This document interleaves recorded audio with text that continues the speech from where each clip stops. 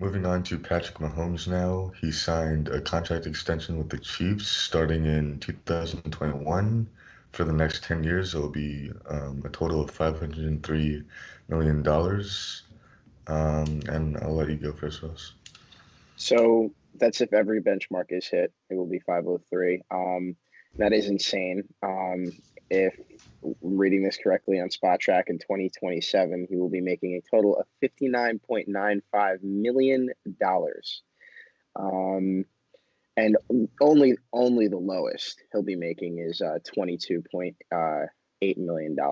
Only the lowest though. So I mean, we'll see. I think for him it sets him up as obviously the cap may go up and down, the salaries and all that, and then over the next 10 years it definitely will, especially if football's still as prominent as it is today. But looking at it, excuse me, I think it sets him up just so he doesn't have to worry about getting a next deal. He still is making millions of dollars to be able to live the rest of his life comfortably, or more than comfortably. And the Chiefs get to now, over the next 10 years, as they're working around his contract, they know exactly what they're getting themselves into. So they can take guys like Tyreek Hill and Kelsey and all these guys and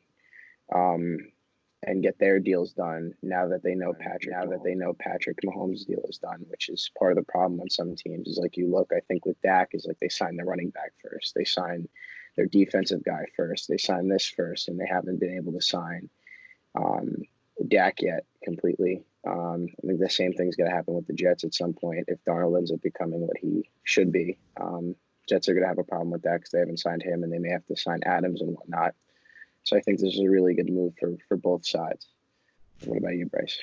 Yeah, so clearly Patrick Mahomes got a big time bag. This is a colossal amount of money. I knew he would get a max contract, but I didn't think it would be quite this much.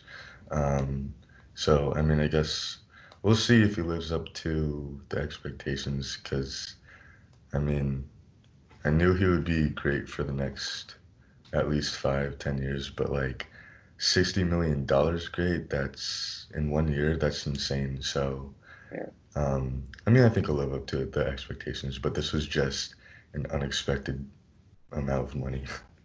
Well, I don't think there's max deals. I think what makes this crazy, and especially with football, is like you look at baseball, there's no salary cap, no nothing. So they can literally just throw any money they want to any player.